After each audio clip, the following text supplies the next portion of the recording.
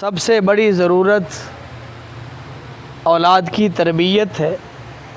اولاد کی تربیت میں 3 لوگ کردار ادا کرتے ہیں: ماں، باپ اور استاد۔ یہ تینوں اگر تربیت میں 3 چیزوں کو سامنے رکھیں تو یہی اولاد ماں باپ کا سہارا بھی بنے گی، اللہ اور اس کے رسول کی تابع بھی بنے گی۔ 3 چیزیں ہیں۔ ایک تو یہ ہے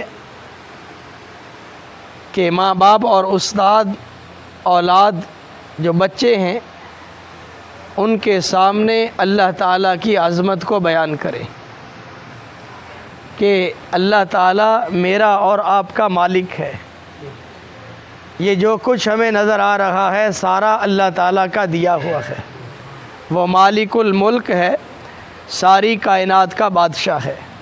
لہو ما فی السماوات والارض، زمینوں میں جو کچھ ہے آسمانوں میں جو کچھ ہے اللہ کا ہے۔ اس اللہ نے انسان کو بنایا، یہ قدرت کا ایک شاہکار ہے انسان۔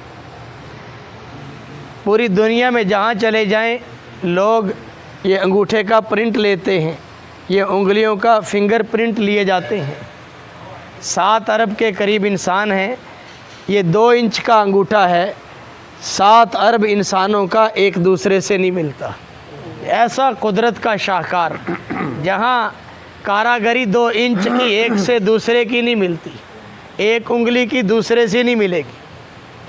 اور پھر اللہ تعالیٰ نے جو کمالات انسان میں رکھے، اس کے اندر جو کمالات ہیں اور باہر جو کمالات ہم دیکھ رہے ہیں، کیا قدرت کا شاہکار ہے۔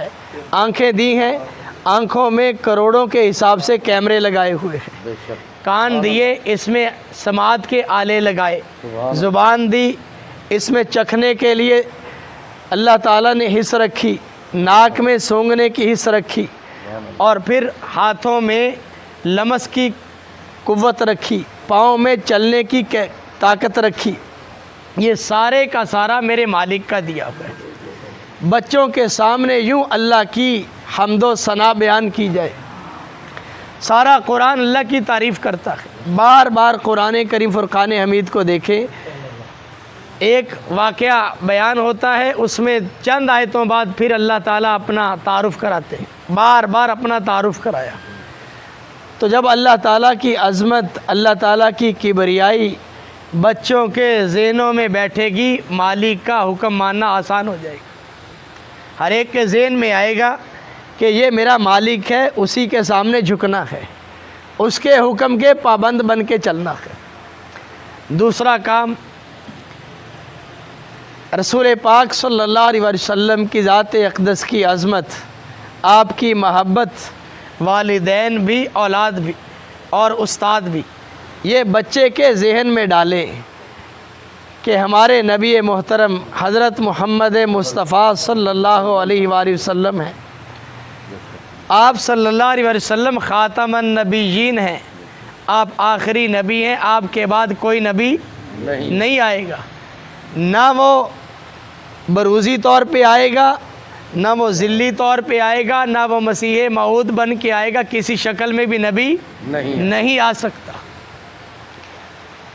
یوں رسول پاک صلی اللہ علیہ وسلم کی محبت اور آپ کے احسانات، مثال کے طور پہ رسول پاک صلی اللہ علیہ وسلم کی ذات اقدس غار میں ہیں تو امت کو نہیں بھولے، اور عرش معلیٰ پہ پہنچے ہیں جہاں اللہ سے ملاقات ہو رہی ہے، وہاں بھی امت کو نہیں بھولے۔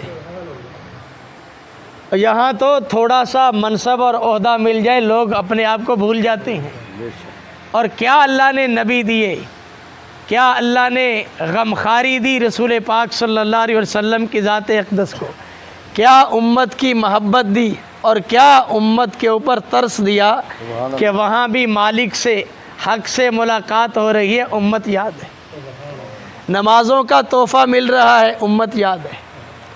بار بار کمی کی درخواست کی جا رہی ہے، نمازیں 50 سے 5 رہ گئی۔ ایک اللہ والے بیان کر رہے تھے، ایک آدمی درمیان میں سے کہنے لگا ایک پھیرا اور لگ جاتا تے پنجاں تو بھی جان چھٹ جاتی۔ وہ رسول پاک صلی اللہ علیہ وسلم کی ذات اقدس تھے، آپ کے علم میں تھا، اور آپ صلی اللہ علیہ وسلم اس عرشی تحفے کو جانتے تھے کہ اگر اور درخواست کی تو کہیں میری امت عرشی تحفے سے محروم نہ رہ جائے، اس لیے 5 پہ اکتفا کیا۔ 5 پڑھیں گے 50 کا اجر ملے گا۔ اور پھر یہی نہیں، ایسا غم اور ایسی محبت امت کی کہ آخری وقت جب آپ صلی اللہ علیہ وسلم کے وصال کا وقت ہے، عزرائیل علیہ السلام آئے ہوئے ہیں، اس وقت بھی پوچھ رہے میری بعد میری امت کا کیا بنے گا۔ پھر یہی نہیں، رسول پاک صلی اللہ علیہ وسلم کی ذات اقدس جب اپنے روضہ اقدس سے اٹھیں گے، ہم تو ایسے محبین میں سے ہیں کہ جو رسول پاک صلی اللہ علیہ وسلم کی ذات تو بہت اعلیٰ، ہم تو آپ کے روضہ اطہر کے اوپر بھی جان دینے کے لیے تیار۔ روضے کا تذکرہ آتا ہے، آنکھوں میں آنسو آ جاتے ہیں، کہیں ان سنہری جالیوں کا تذکرہ، اور کہیں اس شہر مدینہ کا تذکرہ، کہیں اس مینار کا تذکرہ۔ ہم تو رسول پاک صلی اللہ علیہ وسلم کے تبرکات، آپ سے جو چیزیں جڑیں، جو افراد آپ کے ساتھ جڑے، اور جو لوگ آپ سے محبت کرنے والے، ہم تو ان کے بھی جوتوں کو اپنے سروں کا تاج سمجھتے ہیں۔ تو رسول پاک صلی اللہ علیہ وسلم کی ذات اقدس میدان محشر میں میرے اور آپ کے لیے کبھی میزان پہ ہوں گے۔ میزان اس ترازو کو کہا جاتا ہے، جیسے پنجابی میں کہتے ہیں کنڈا، وہاں ہوں گے جہاں نیکیاں اور بدیاں تولی جائیں گی، وہاں موجود ہوں گے کہ کہیں میرے امتیوں کی نیکیاں کم پڑیں، ان کے گناہ زیادہ ہوں، تو میں وہاں ان کے لیے کچھ نہ کچھ آسرا بن جاؤں۔ امتی پریشان ہوں گے میدان محشر میں، امتی تو کیا انبیاء پریشان ہوں گے۔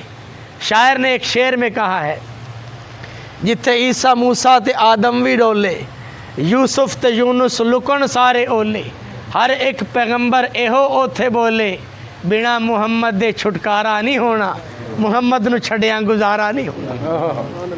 وہ سارے پریشان ہیں، ایک میرے اور آپ کے آقا ہیں جو میدان محشر میں پل صراط پہ بھی ہیں اور حوض کوثر پہ ہیں۔ امتی پریشان ہیں، پیاس لگی ہوئی ہے، پسینے میں شرابور ہے، آقا وہاں اور آقا کے غلام دوسروں کو وہاں حوض کوثر سے پانی پلا رہے ہیں، اور وہاں پل صراط پہ جس کے نیچے جہنم ہے، وہاں امتیوں کو گزارنے کے لیے فکر مند ہو۔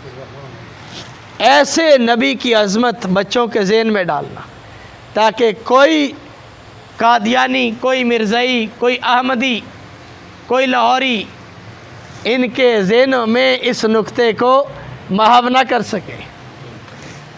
ایک آدمی کہنے لگا کہ ایک آدمی میرے ساتھ کام کر رہا ہے بڑے عرصے سے، اور میں بڑا اس سے کے ساتھ تعلق ہے، تو وہ کہتا ہے میں احمدی ہوں۔ یہ احمدی کون ہوتے ہیں؟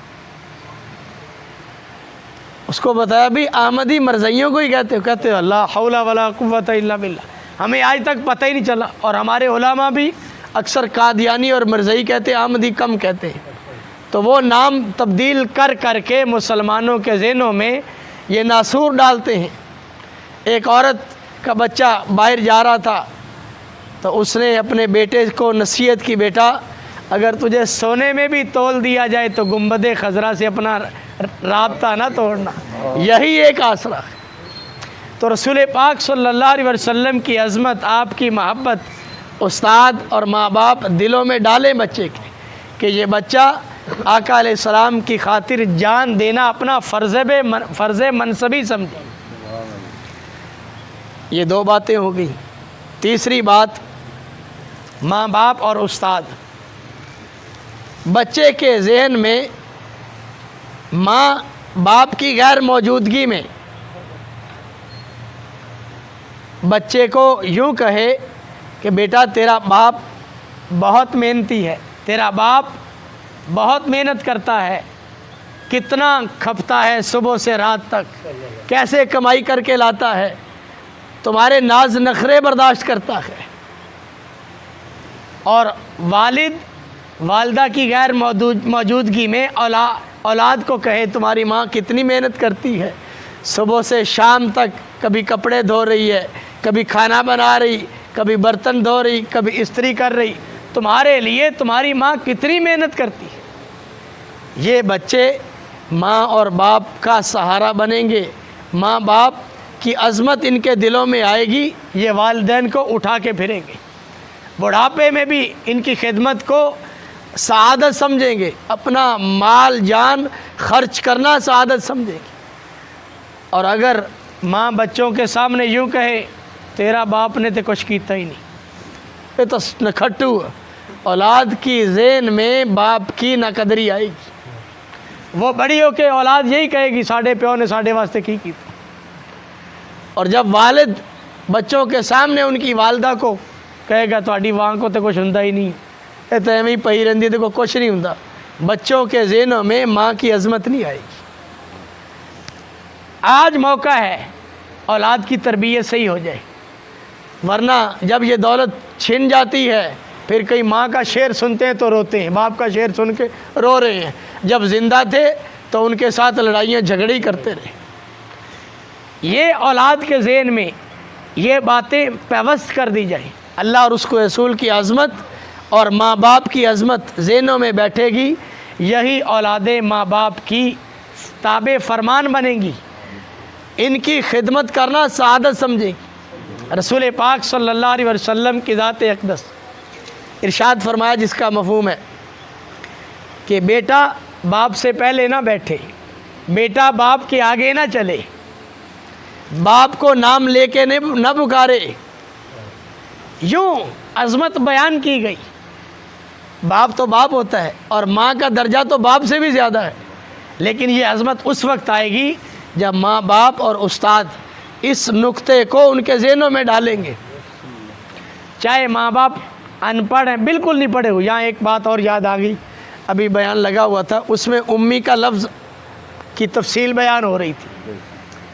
رسول پاک صلی اللہ علیہ وسلم امی ہیں، اکثر انبیاء امی تھے۔ امی کا لفظ انبیاء کے لیے ہو تو یہ خوبی ہے، امتیوں کے لیے ہو تو یہ عیب کی چیز ہے، یہ بات ذہنوں میں بٹھا لیں، امتیوں کے لیے عیب ہے۔ امی کہا جاتا ہے جس نے کسی سے پڑھنا لکھنا نہ جانا ہو، اس کو کہتے ہیں امی ہے، یعنی پنجابی میں کہہ لیں ان پڑھ ہے۔ انبیاء کے لیے عظمت کی چیز ہے، امتیوں کے لیے عیب ہے۔ کیوں عیب ہے؟ امتیوں کے لیے عیب اس لیے کہ اس نے کیوں نہیں پڑھنا لکھنا سیکھا۔ انبیاء کے لیے خوبی اور عظمت ہے، کیوں کہ نبی اگر کسی کا شاگرد ہوتا تو استاد کا مرتبہ زیادہ ہوتا، استاد کا مرتبہ نبی سے زیادہ ہونا یہ نبی کے لیے عیب کی بات ہے۔ اس لیے اللہ نے وہ علوم دیے جو کائنات میں کسی کو نہ مل سکے، علوم اولین اور آخرین کے علوم دیے اور امی بنایا۔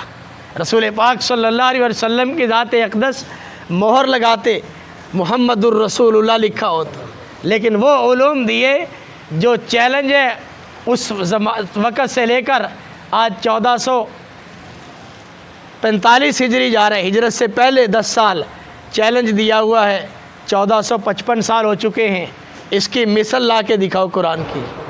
اور یہ نہیں انہوں نے کوشش نہیں کی، انہوں نے پورے زور لگائے، ایک صورت نہیں بنا سکے، پورے زور لگائے۔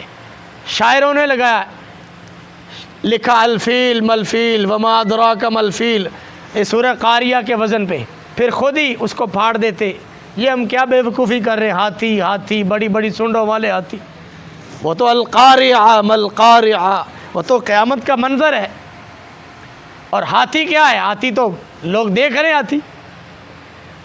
تو انہوں نے پورا زور لگایا اور میرے نبی محترم صلی اللہ علیہ وسلم کے اوپر نازل ہونے والے کلام کی آیات نہیں بنا سکے، یہ اللہ نے کلام دیا۔ تو اس لیے نبیوں کو اللہ نے علوم دیے، اپنی جناب سے دیے علوم، اور امی رکھا۔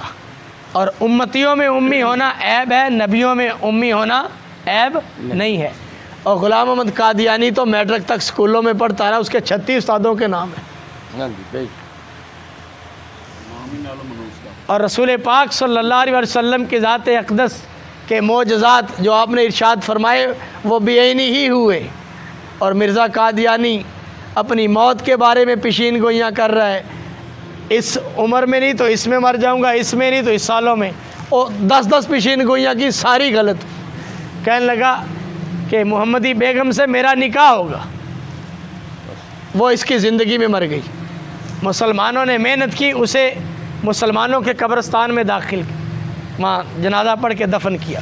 کہنے لگا پھر یہ آخرت میں میری بیوی بنے گی۔ جھوٹ پہ جھوٹوں کا پلندہ، اور آج بھی وہ قادیانی، مرزائی، احمدی، لاہوری، یہ سارے کے سارے جہاں جاتے ہیں ایک بات کرتے ہیں، علماء سے نفرت دلاتے ہیں۔ اگر علماء کی نفرت لوگوں کے ذہنوں میں بیٹھ جائے گی تو ہمارا کام آسان ہو جائے گا، جیسا چاہیں گے وار کریں گے ان کے اوپر۔ تو اس لیے ہم نے علماء سے جڑ کے رہنا ہے۔ اگر علماء سے تعلق رہے گا انشاءاللہ فتن و فسادات سے بچے رہیں گے۔ اللہ تعالی ہمیں اپنی اولاد کی صحیح نہج پر تربیت کی توفیق نصیب فرمائے۔ وآخر دعوانا